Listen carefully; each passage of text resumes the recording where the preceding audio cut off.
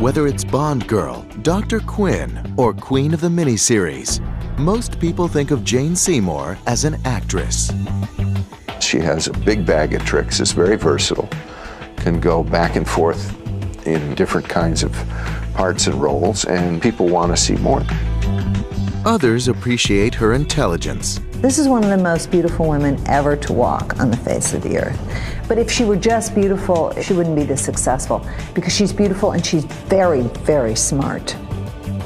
Those who know her admire her abilities as an author and artist. It's really just creative living. It's just about making the most of every moment, and that's really, I think, what she's all about. Those who love her just love her.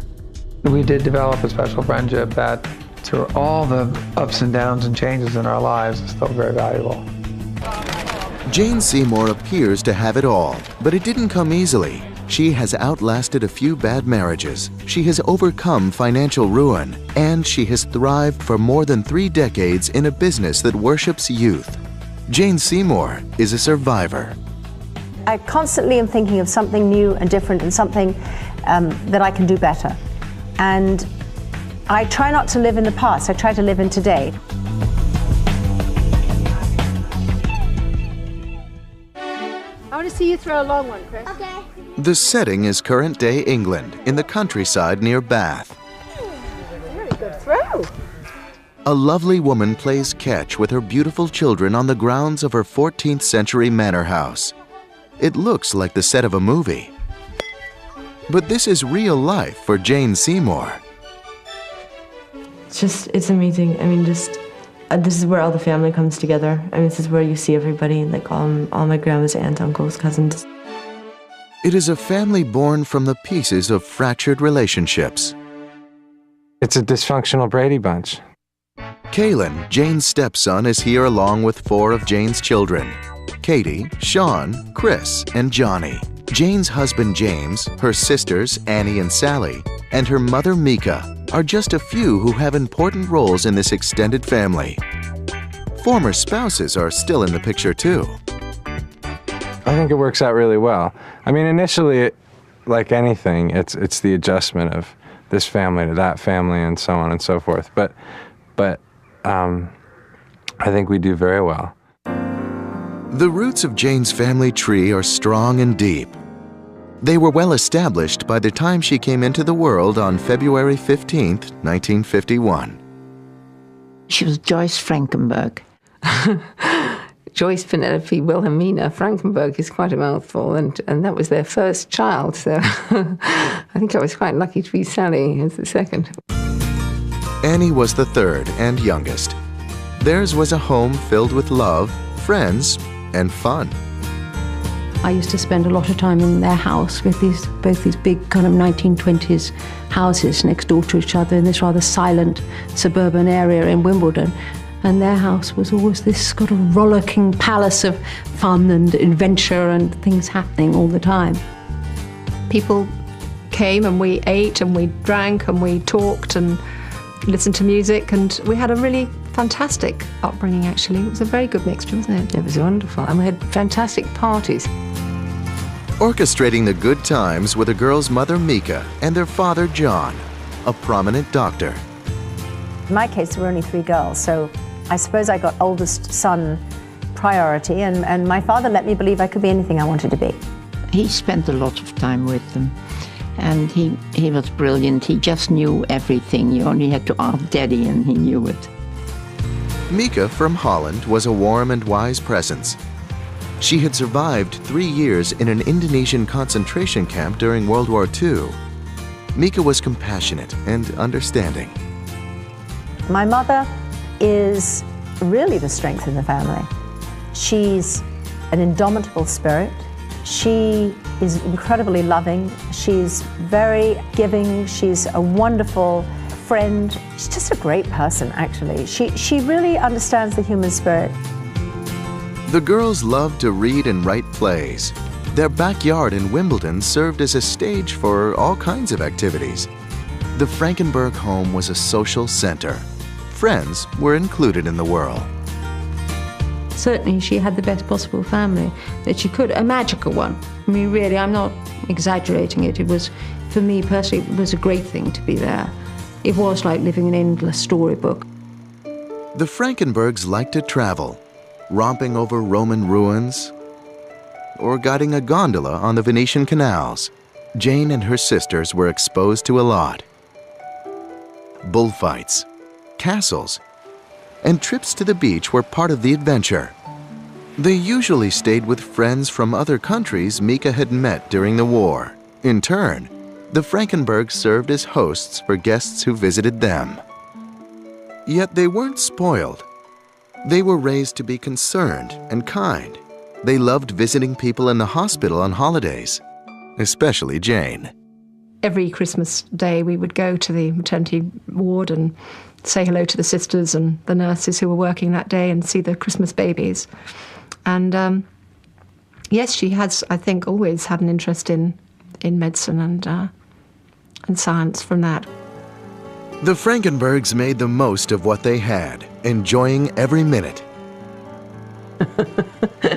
Something else we used to do when we were younger. Giggle. Yes, it's true. Like idiots. Sorry. Right. It's another family trait. Jane does it too. The fun and games turned serious when it came to dance. Jane aspired to be a ballerina like her idol, Dame Margot Fontaine. At the age of 12, she was accepted at a special school for the Arts Educational Trust. Jane's friends were struck by her desire to be the best at everything she tried, but dancing meant the most to her. We were very, very committed. We were sort of goody-goodies, really. We were just always, really passionate about what we were doing. We worked really hard. We wanted to please, really. Jane was a good dancer, so good she was chosen to perform in the Nutcracker in what would later become England's national ballet. It was her first professional appearance. We were sort of 12 to 14 at that time, and that was quite something for us because we were so young. So, we were chaperoned, and then, our first real experience of makeup and our first pay packet, which was something like 8 shillings or something a week. It used to come in little brown envelopes. It was amazing, actually. So our first pay packet at the age of 12. But a career as a ballerina wasn't to be. The cartilage in Jane's knee was damaged and surgery wasn't possible. Her parents presented Jane with a sensible option.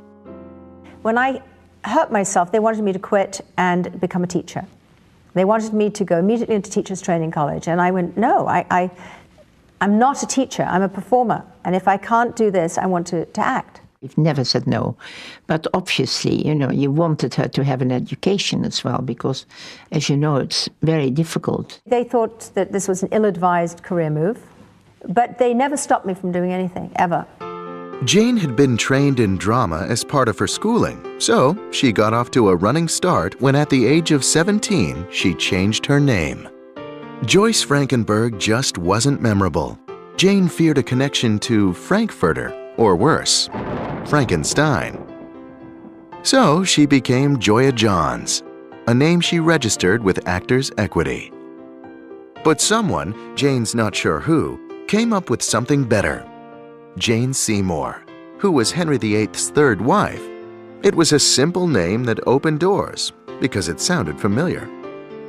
When Jane chose that name to be Jane Seymour, a lot of people who at that time hadn't heard of her would hear it and say, "Oh, haven't I heard of you? Weren't you in that production of The Wives of Henry VIII?" And they didn't even realise how silly they were being. It took years to call her Jane, and I remember the first time when Sally and Anne started calling her Jane, I was very taken aback. It seemed absolutely absurd because Joyce, she was Joyce somehow. Everything, the way she moved and her hair, the idea that she would change into Jane, it seemed impossible. The name change coincided with another life-altering event in 1969. Sir Richard Attenborough, the esteemed actor and film director, picked Jane from hundreds of hopefuls and cast her as a chorus girl in Oh, What a Lovely War. It was a lucky break that would lead to love and marriage. And there, the fairy tale takes a turn. Jane Seymour was 17 when she appeared in her first major film, Oh, What a Lovely War. Hanging around the set was the director's son, Michael Attenborough. Jane had met him through friends a few years earlier. I think he found her a bit what we in England call stuck up, but she isn't at all. And she found him young. So they weren't interested in each other at all.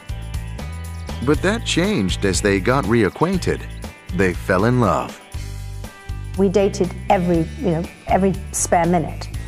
And in today's society, I would have probably lived with him and we would have discovered that it wasn't going to work, and nobody would have, blinked an eyelash, But in those days, there was this whole thing, you don't have sex till you're married. So in 1971, they wed.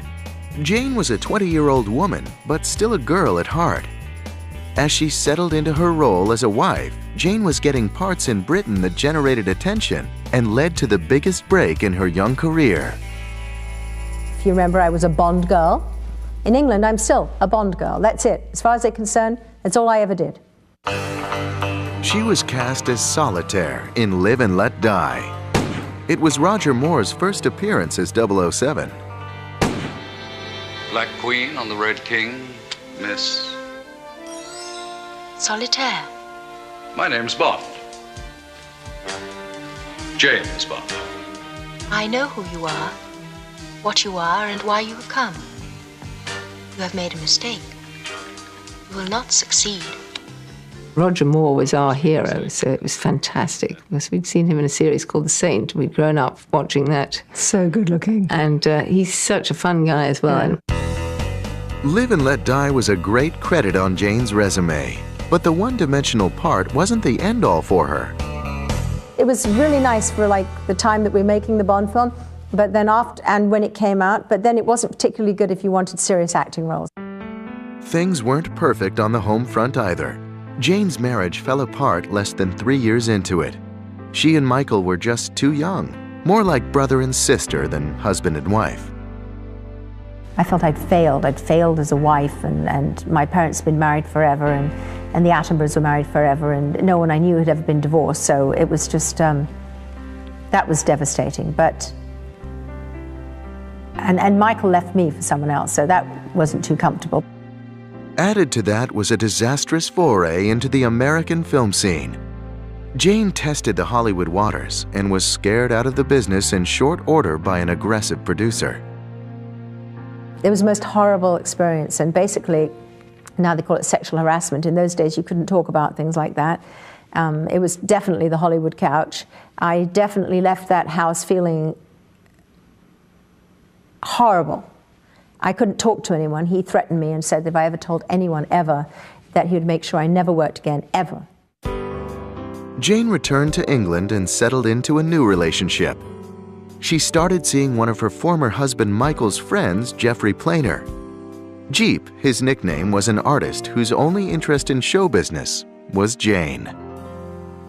I'm not really into a lot of this stuff, so I knew she was well known, and of course I knew her before she did her first bits. I don't want to be known. I'm not part of this world. Jane and Jeep adored each other. Their relationship was more mature than Jane's first one. Jeep fit right into the Frankenberg circle of family and friends.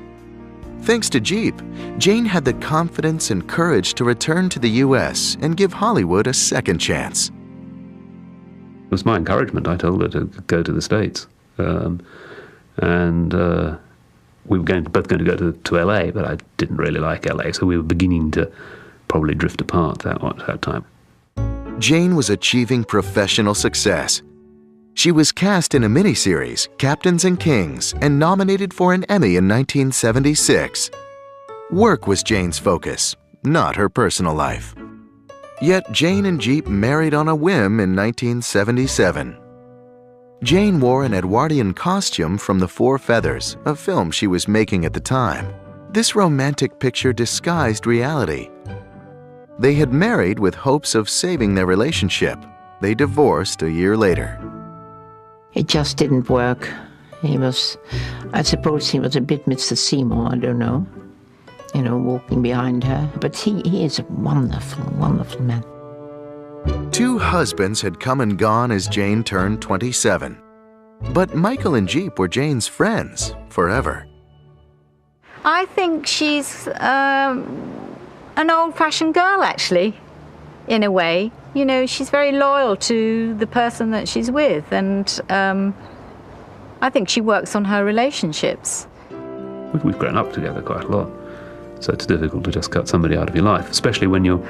I feel her family is very close, so you can't cut it out.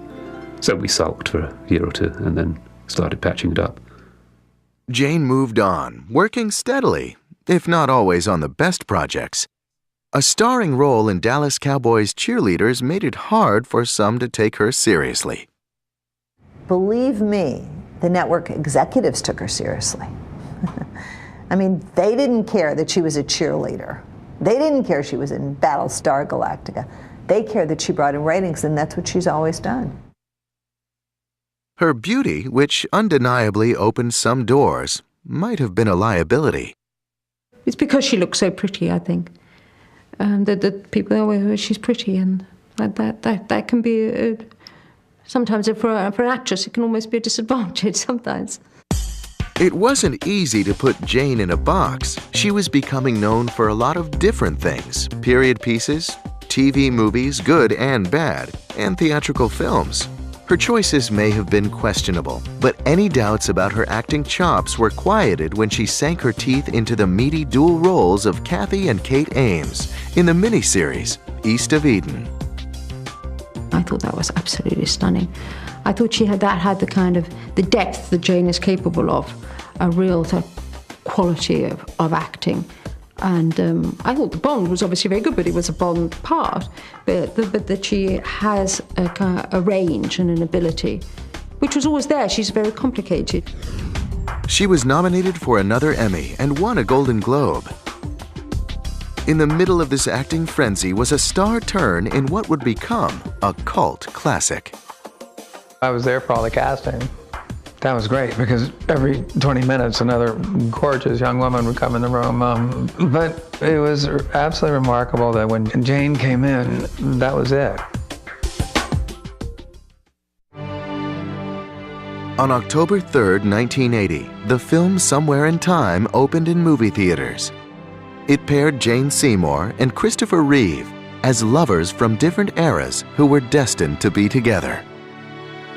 The concept that the one, the person that you're supposed to love and be loved by, does exist.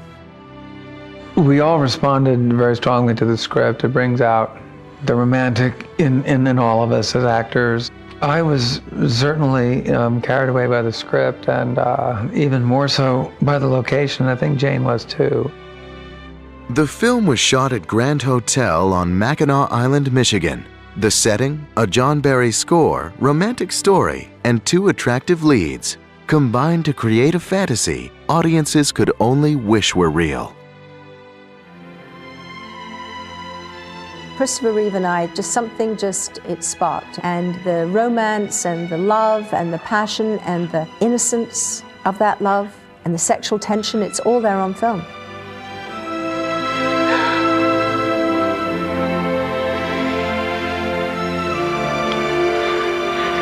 I thought I lost you. Oh, never, never, never, never. We had a wonderful working relationship because we would tease each other. We were able to improvise a lot, and that's a really good sign. When you're working well with another actor, you can improvise something. You have to trust the chemistry of the actors in order to let that happen and keep it in the film. Somewhere in Time received negative reviews, but it developed a huge following that exists to this day. And like the characters in the film, Jane and Chris seemed destined to have met. It was a very, very special time for both of us when we were filming that. And I think that in the most unthreatening way, clearly Chris and I love each other to this day. There was something special. And it's something that has, continued. And it's something that is in no way threatening to either his wife and family or my husband. Chris Reeves is my inspiration, actually. He makes me laugh, he makes me cry, and he makes me go, wow, every day.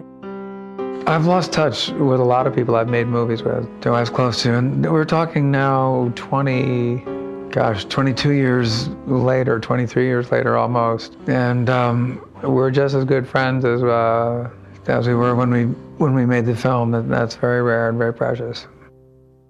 When the movie wrapped, Jane started seeing David Flynn, a business manager who handled the financial affairs of Goldie Hawn and other celebrities. This coincided with Jane's return to the stage. She'd been on the boards years before in Hamlet, among other productions. This time, it was Broadway, playing Mrs. Mozart in the original production of Amadeus. David proposed to Jane during the show's run. They married in 1981.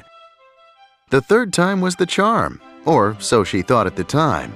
Jane loved being stepmother to Jenny, David's young daughter. The family grew when Katie was born in 1982. For someone like me who'd always been a little bit on the outside, I was never popular in school. I was always pursuing some sort of dream, whether it's acting or, painting or dancing or whatever. I always seemed to be a little bit separate. I now felt I belonged. I was part of the team. And it was just an amazing feeling to go there and to have that. And that came from having my first birth child. Jane's life seemed perfect through the early 1980s. She appeared in one production after another, including The Scarlet Pimpernel and The Sun Also Rises. Jane was as bankable as she was beautiful. I think it was somewhere in time.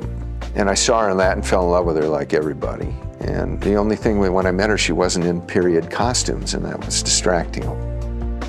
Tom Selleck was at the height of his fame from Magnum P.I. when he co-starred with Jane in 1984's Lassiter.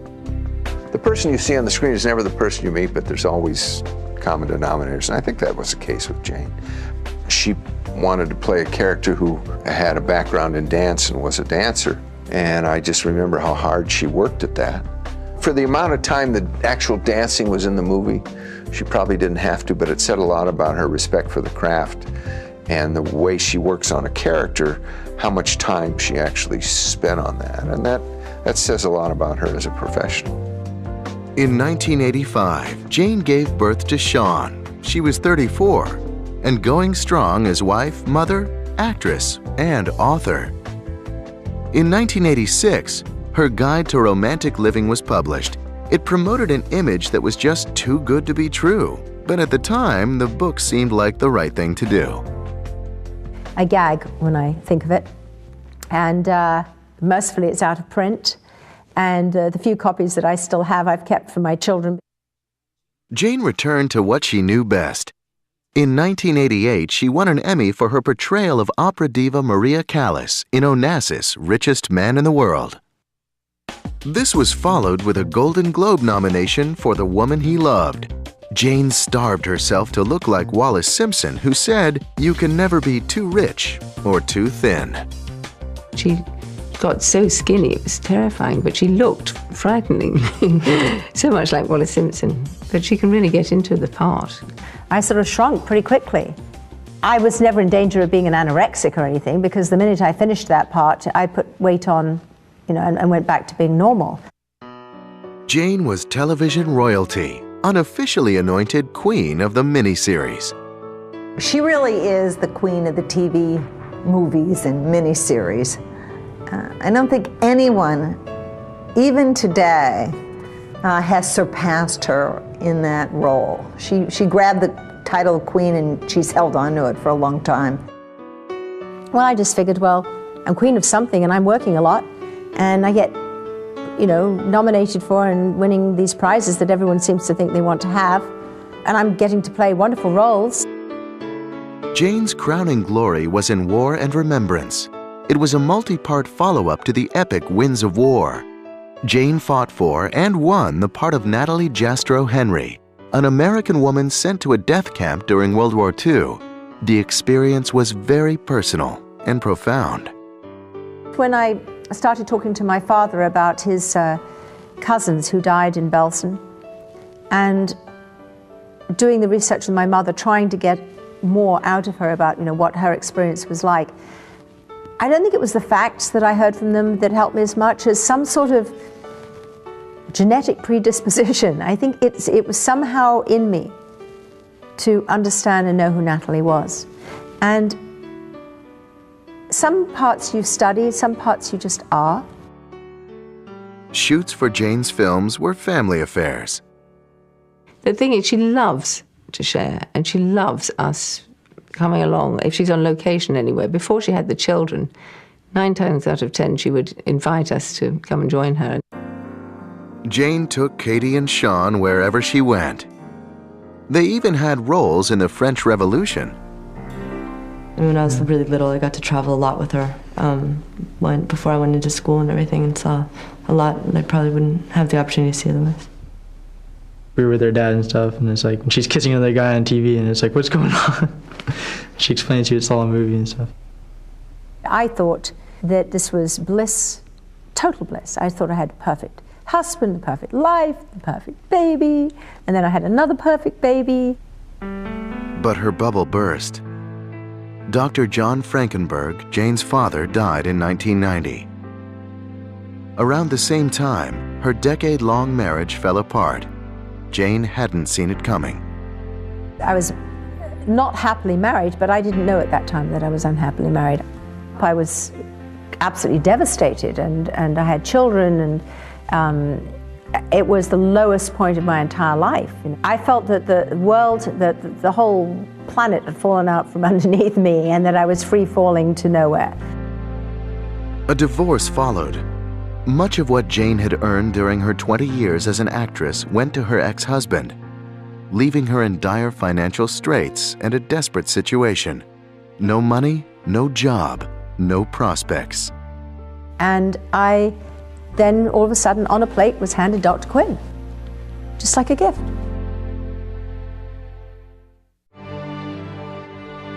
In 1992, Jane Seymour was a 3-time divorcee with 2 children to support. She was 41 years old and needed a job. Out of nowhere, Michaela Quinn came calling. Here was a role that was written for me. I was that girl. I was that woman. I'd come west. My father was a doctor. I was raised in hospitals. She was the woman I would like to be. She was a woman who made a difference. She was a woman who wasn't perfect.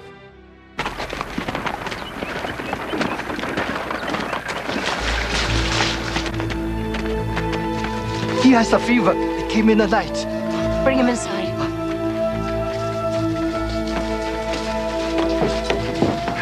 Great. Put him on the table. People became feverish in the night. Sinyan asked me to come to you for help. I would not. I could not. Colleen, bring my stethoscope. Sinyan worked so hard to help the others. I did not notice his fever until it was too late. Well, it's not too late. His temperature is dangerously high. You mix some sulfate of quinine. Stop! What are you doing to my grandson? I have to listen to his heart. There is no need.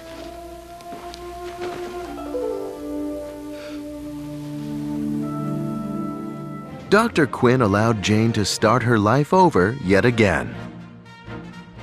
She is plucky, yes. She's very plucky and very strong, doesn't feel sorry for herself. The show was filmed on location minutes from Jane's house.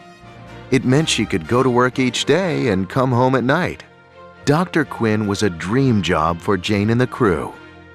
She looked around at those people, and she felt the responsibility of being on time every day, not failing these people, making this show keep going over, because she knew that everybody takes this serious. They want the job. They want this. I mean, it was a job made in heaven to get that kind of steady work 10 months out of the year at the rate we were going, in a national park, on a family show, places where you could bring your dog on set. Who gets that job? A large core of loyal viewers embraced Dr. Quinn and the issues it addressed, but critics sneered. One of the reasons she was criticized is just because of the tone of Dr. Quinn.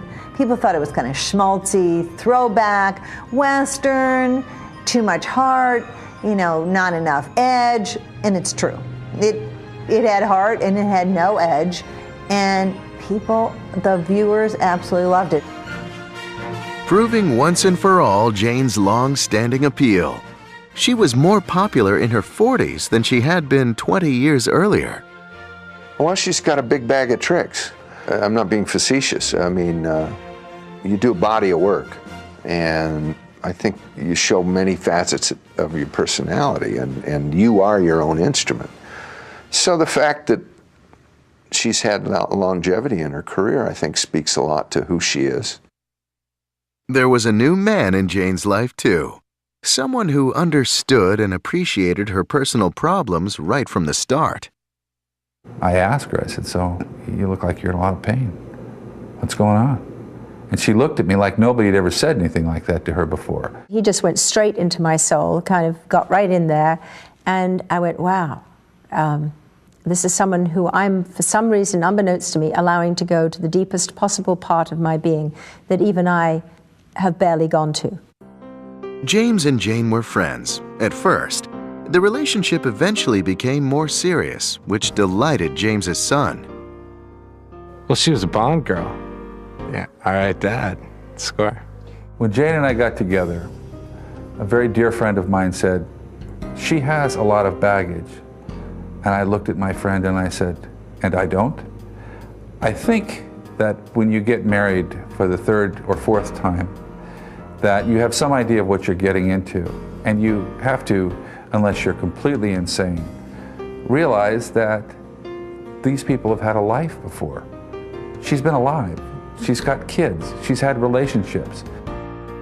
On May 15th, 1993, Jane and James wed in front of friends and family, and the media which trained cameras on them from overhead.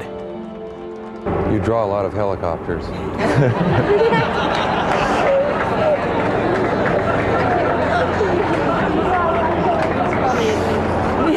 And that I have never loved anything or anyone in this life more than I love you. And that I am the luckiest man alive.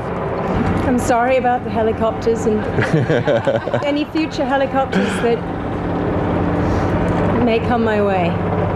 Out of great sadness, I have discovered greater joy than I knew existed in my life. With that, Jane and James built a new family, including Katie, Sean, Kaylin, and Jenny, and the spouses that had come before. I wanted to meet her ex-husbands, and I wanted her to meet the people that I've been involved with, and I think it's really important. I think it's vital for the children to feel like their mom and their dad loved each other, and they loved them, and they just, for some reason, grew apart. I don't really feel like he's her stepdad, but I mean, even though I have a really good relationship with my father, it's really nice. I mean, Sean. I have a great relationship with my dad. Yeah, I mean, with James too. Yeah. It's very complicated, really, but actually, in essence, it really isn't complicated. If you just love the kids, you listen to them, and you let them know that they're free to communicate what's going on, and you encourage them to have a relationship with the other spouse or the other parent. The only thing missing from Jane's newfound happiness was more children, with James. She had already miscarried once. In her words, it was a bit late in the day to conceive. I really said to him, I will try everything, and we will try one last time, and if it works, fine, and if it doesn't, we'll just move on with our lives. With help from science, Jane found herself pregnant with twins at the age of 44. Production on Dr. Quinn Medicine Woman went off without a hitch, even though the show's star, Jane Seymour, was pregnant with twins. She got up to a 50-inch waist. Yes, she got up to 50 inches, and we had to come up with all kinds of gear for, rigging her clothes so they would kind of grow with you. But it was a difficult pregnancy.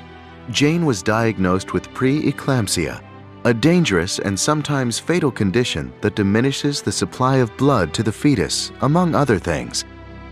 The situation was kept from her. Jane's husband didn't want her to worry and make it worse.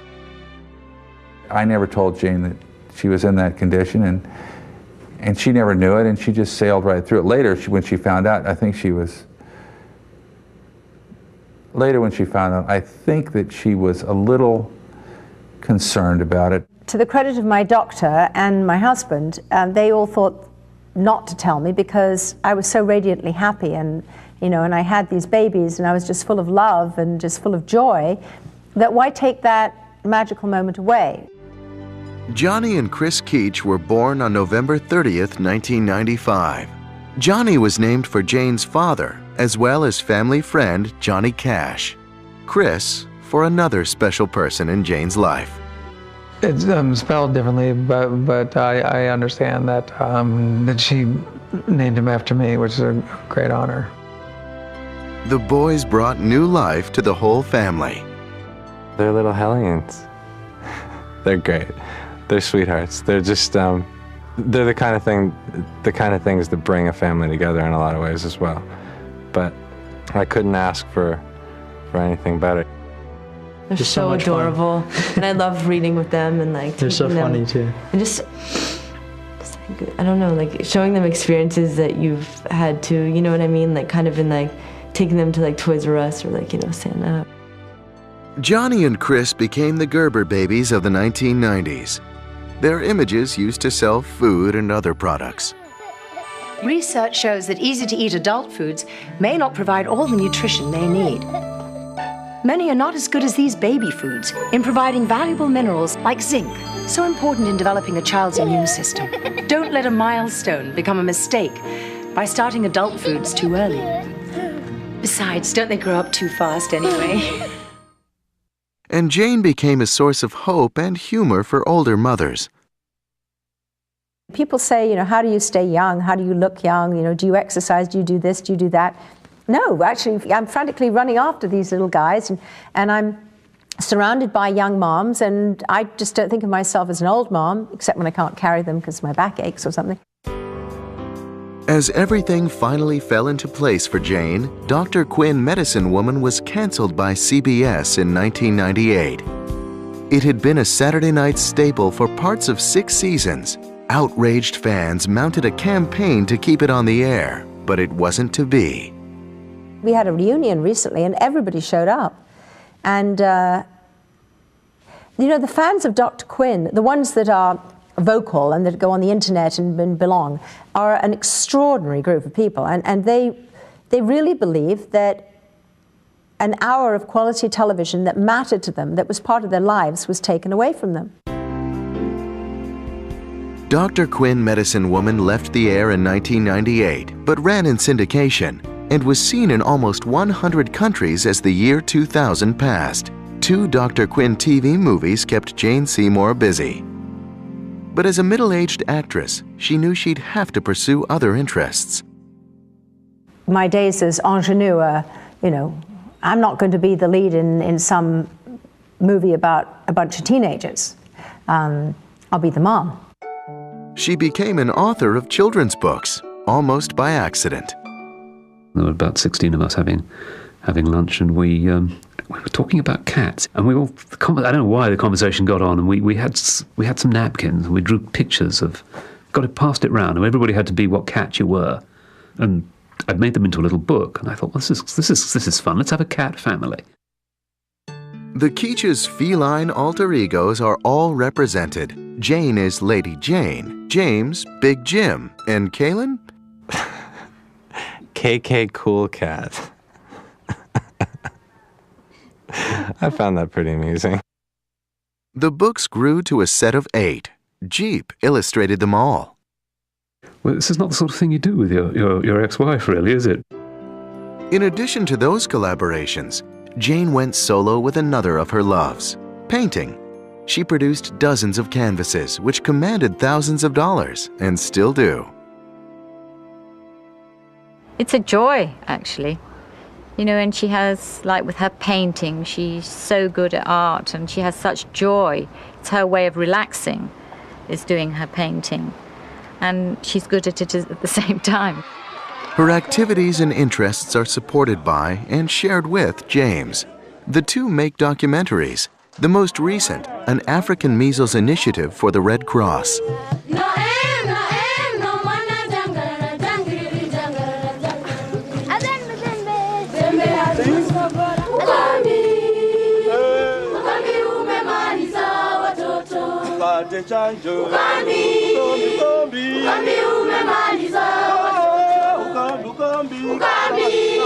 I don't think Jane is the boss, no. And I don't think she would say that I'm the boss. I think that we're a team. And teams have people playing key positions that they do real well. They're not dreamers, they're doers. They dream of things and then they actually do them. And that's the most wonderful thing, because there are very few people who can actually do that, I think. Jane turned 50 in 2001. There was a lot to celebrate, including a new career. She was hired to design clothes for Crossing Point, a direct mail catalog business. Jane's collection of women's apparel was an unqualified success. A year later, Jane was approached by Saks department stores to develop a line of housewares and gifts which will feature her art. In addition, a line of children's clothes with characters from her books is on the way. Now, I'm being asked to do it on a wider scale, and I'm sure a lot of people say, oh God, why does she have to do that now? Does she have to do everything? And, no, I don't have to, but I enjoy it, and it's not hurting anybody. And if somebody else likes it and they want to buy it, and it, gives other people pleasure, I'm thrilled. It's great. It looks easy. All of these things look easy, and you see, oh yes, lots of money, and it's a film star and this sort of thing, but it's not at all easy. It's very difficult, lots of ups and downs. Jane isn't perfect. She's made mistakes and acknowledges them. I think I'm pretty honest about myself. I don't want to waste time. I don't want to do things that are that I don't have my heart in. And what's amazing about Jane is that without falling off a horse and breaking your neck, she somehow always knew that. I have to pinch myself, actually, because it's like I've got this whole new life. It's pretty darn good. I just feel like I've just begun. I just feel like now I'm ready to really do what I can do.